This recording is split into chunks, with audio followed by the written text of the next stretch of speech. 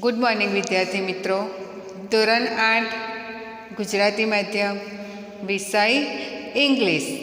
Let's read મોરમાં unit number 4 love your land. ગયા પીરિયડમાં આપણે લેસન જોયો હતો. હવે આ પીરિયડમાં આપણે તેની એક્સરસાઇઝ જોઈશું. તો એક્સરસાઇઝ નંબર 1 છે complete the following sentences. Complete એટલે પૂર્ણ કરો, ફોલોઈંગ એટલે નીચેના, અને સેન્ટેન્સીસ એટલે વાક્યો.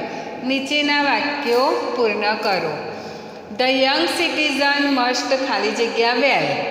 યુવાન નાગરિકોની ફરજ શું છે? તો ટુ સ્ટડી વેલ. તો young citizen must study well. સારો અભ્યાસ કરો તે તેમની ફરજ છે. દે લવ ખાલી જગ્યા એન્ડ ખાલી જગ્યા અધર્સ. તો શું આવે? દે લવ એટલે ચાહવું જોઈએ, કેર એટલે સંભાળ રાખવી જોઈએ, એન્ડ રિસ્પેક્ટ એટલે માન આપવું જોઈએ. અધર્સ એટલે બીજાઓને. અંદર લેસનમાં કોને કોને આપવું જોઈએ? તો family members, friends and teachers. તો they love, care and respect others. એમાં ક્વેશ્ચન ફર્સ્ટ બીમાં છે આન્સર ધ ફોલોઈંગ ક્વેશ્ચન્સ. નીચેના પ્રશ્નોના જવાબ આપો. At what age can young citizen vote? યુવાન નાગરિકો કેટલા વર્ષની ઉંમરે મતદાન કરી શકે? તો કેટલા વર્ષની ઉંમરે? 18 years. તો લખીશું યંગ સિટીઝન્સ કેન વોટ. પ્રશ્નમાંથી જ અડધું લખવાનું હોય. Young citizens can vote? Young citizens can vote from the age of 18. યુવાન નાગરિકો 18 વર્ષની ઉંમરે મતદાન કરી શકે છે. સેકન્ડ ક્વેશ્ચન છે what do good citizens do two vehicles? જો સારા નાગરિકો હોય તો તે વાહનોને શું કરે? બરાબર છે, સારા નાગરિકો હશે તો વાહનોનું શું કરશે? તો લખીશું good citizens, good citizens do not cut the seats of buses.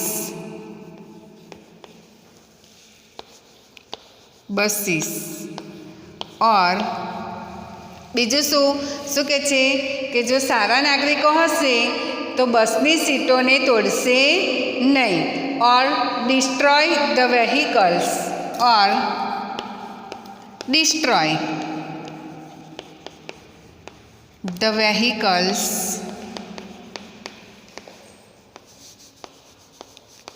during strike. સારા નાગરિકો બસોની સીટોને ચીરશે નહીં તેમજ હડતાલ દરમિયાન વાહનોનો નાશ નહીં કરે. તે ઉપરાંત they do not park vehicles at any place. They do not park vehicles at any place કે તેઓ ગમે તે જગ્યાએ વાહનોને પાર્ક પણ નહીં કરે. તો they do not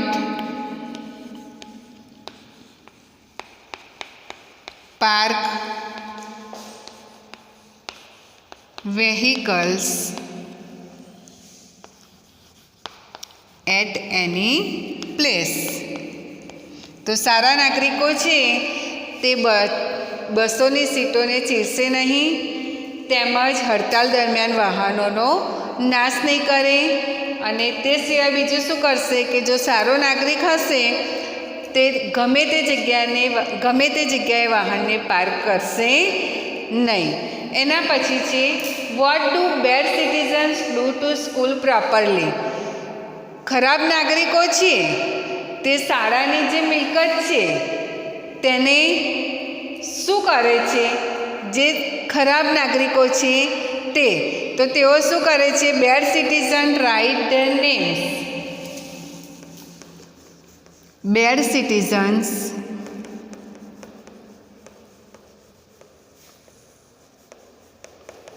write their names on. શું કરે છે ખરાબ નાગરિકો? તેમના નામ કઈ કઈ જગ્યા પર લખે છે? તો સ્કૂલ, બેન્ચીસ, ડેસ્ક એન્ડ કઈ જગ્યા બીજી કઈ જગ્યાએ નામ લખે છે? બ્લેકબોર્ડ. બરાબર. તો bad citizen write their names on school, benches, desk and blackboard.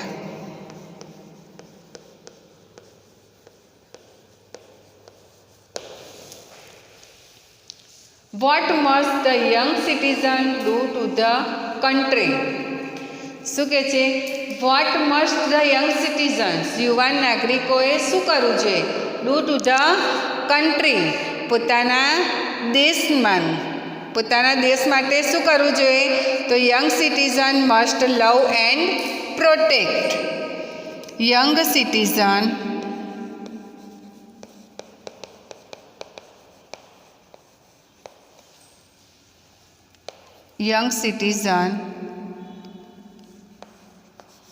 love and protect our country. યુવાન નાગરિકોએ આપણા દેશને ચાહવો જોઈએ અને તેનું રક્ષણ કરવું જોઈએ. પાંચમો છે કેન યુ વોટ? તમે મતદાન કરી શકો? વાય? કેમ? જો તમે લખતા હોવ કે હા હું મતદાન કરી શકું છું તો કેમ કરી શકો છો? અને ના લખો તો કેમ નહીં કરી શકતા? બરાબર. તો લખીશું કેન યુ વોટ? તો શું આવશે? No. I can not vote. હું મતદાન કરી શકતી નથી because I am not 18 years.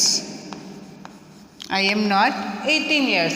હું મતદાન કરી શકતી નથી કે કરી શકતો નથી કારણ કે હું 18 વર્ષનું નથી. તો I am not 18 years. તો વિદ્યાર્થી મિત્રો, અહીં exercise first B answer the following question પૂર્ણ થાય છે. હવે તેના પછીની એક્સરસાઇઝ આપણે જોઈએ.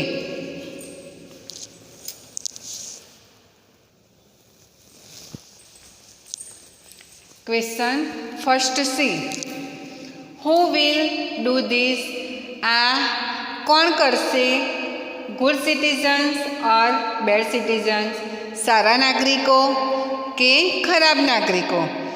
નીચે આપણને કેટલીક વસ્તુ આપી છે, એમાં જોવાનું છે અને એ વાક્ય જોઈને લખવાનું છે કે આ વસ્તુ ગુડ સિટીઝન્સ કરે અને આ વસ્તુ બેડ સિટીઝન્સ કરશે. ગુડ સિટીઝન્સ એટલે સારા નાગરિકો એન્ડ બેડ સિટીઝન્સ એટલે ખરાબ નાગરિકો. તો ઉપર કૌંસમાં આપણને આપી જ દીધું છે, એમાં 1 by 1 જોઈશું અને લખીશું. પહેલું છે કટ સીટ્સ ઓફ બસીસ. બસોની સીટોને ચીરે છે. તો સારો નાગરિક આવું કરી શકે કે ખરાબ? તો શેમાં આવશે? બેડ નાગરિક. તો શું લખીશું? Cut seats of buses.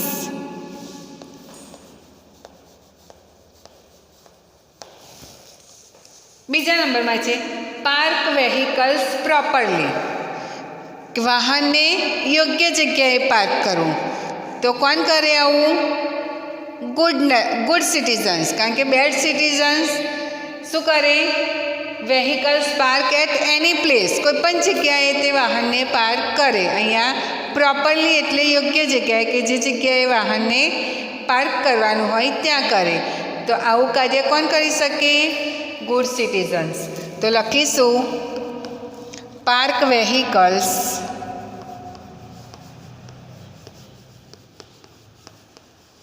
properly.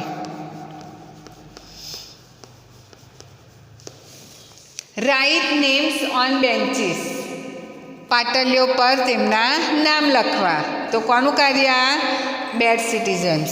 તો લખીશું રાઇટ નેમ્સ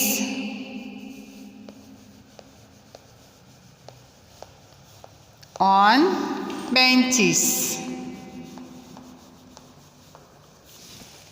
એના પછી છે ડિસ્ટ્રોય વેહિકલ્સ, વાહનોનો નાશ કરો. તો તે કાર્ય પણ કોણ કરે? Bad citizen. તો લખીશું ડિસ્ટ્રોય વેહિકલ્સ. એના પછી છે waste time in unnecessary things. Waste time એટલે બિનજરૂરી બાબતો અથવા બિનજરૂરી વસ્તુ પાછળ સમય વેડફવો. તો એ કાર્ય પણ કોણ કરે?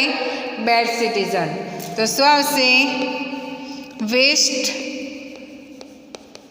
Time in unnecessary things.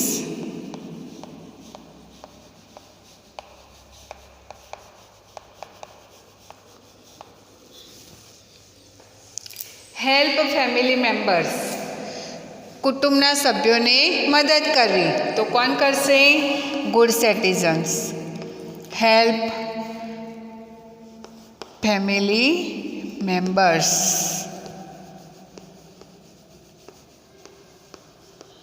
Watch good movies, સારા પિક્ચરો જોવા. તો એ ગુડ સિટીઝનમાં આવશે. ગુડ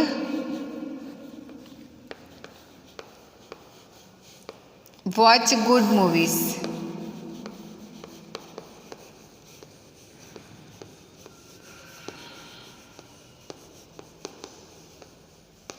ડુ સોશિયલ સર્વિસ, સામાજિક સેવાનું કાર્ય કરવું. તો શેમાં આવશે? Good citizens. Do social service.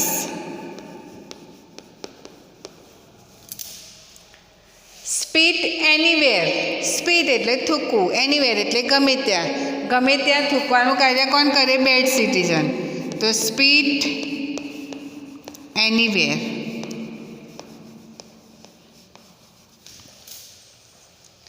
Love and respect everyone, દરેકને માન આપવું અને ચાહવું જોઈએ. તો એ કામ કોણ કરે? Good citizens. તો શું આવશે? લવ એન્ડ રિસ્પેક્ટ એવરીવન, દરેકને. તો વિદ્યાર્થી મિત્રો, અહીં આપણને બુકમાં ઉપર વસ્તુ આપેલી હતી કે સારા નાગરિક શું કરે અને ખરાબ નાગરિક શું કરે. એમાં શું કરવાનું હતું? ડિફરન્ટ બતાવવાનું હતું કે સારા નાગરિકમાં સારી બાબતો લખવાની હતી અને ખરાબ નાગરિકમાં જે ખરાબ કાર્ય કરતા હોય તે લખવાનું હતું. તો એક્સરસાઇઝ ફર્સ્ટ સી પૂર્ણ થાય છે. હવે તેના પછીની એક્સરસાઇઝ છે તે આપણે જોઈશું.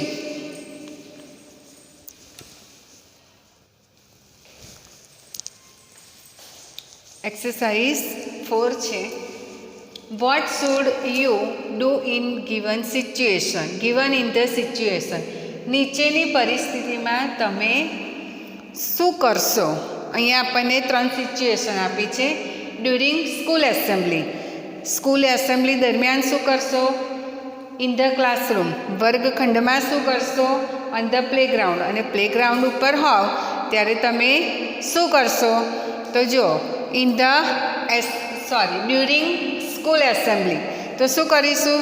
એસેમ્બલી દરમિયાન સ્ટેન્ડ ઇન અ ક્યુ, લાઇનમાં ઊભા રહીશું. સ્ટેન્ડ ઇન અ ક્યુ. બીજું શું કરશો એસેમ્બલી હોય તો મેન્ટેન સાયલેન્ટ એટલે મૌન રહીશું. Maintain silence. ત્રીજું શું કરશો તો સીટ પ્રોપરલી, એમ વ્યવસ્થિત રીતે યોગ્ય જગ્યા પર બેસીશું. Seat properly. અને બીજું શું કરશો તો listen to what is said from the stage.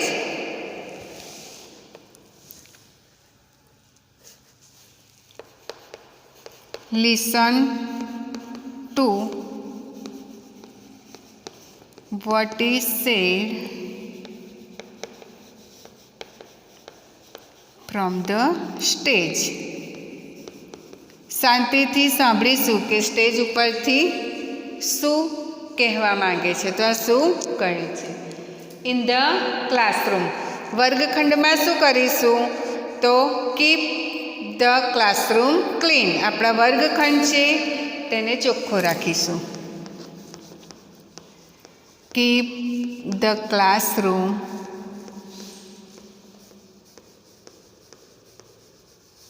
Clean. વર્ગખંડને ચોખ્ખો રાખીશું. બીજું શું કરીશું તો do not write on benches, કે બેન્ચીસ ઉપર નામ લખીશું નહીં. Do not write on the benches.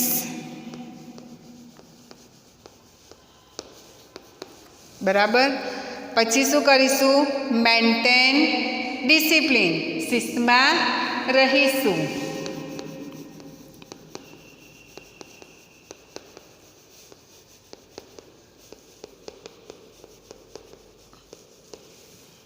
પછી વર્ગખંડમાં તમે બીજું શું કરી શકો ડુ નોટ ટોક. બરાબર. Do not talk while the teacher is teaching. શિક્ષક ભણાવતા હોય ત્યારે વાતો કરીશું નહીં. Do not talk while the teacher is teaching. બરાબર. પછી બીજું શું કરશો do not write unnecessary things on blackboard. બિનજરૂરી વસ્તુઓને બોર્ડ પર લખીશું નહીં. ડુ નોટ રાઇટ, શું કરીશું do not write unnecessary things. Unnecessary things on the blackboard.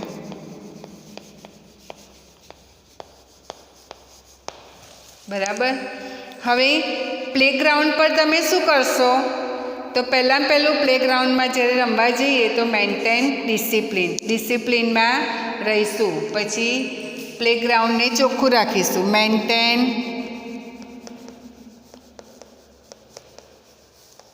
Discipline. ત્યારબાદ keep the playground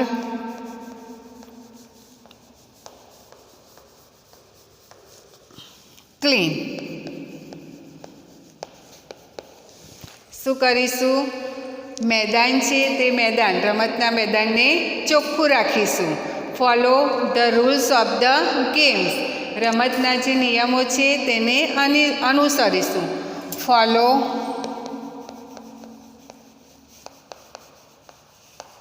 the rules of the game.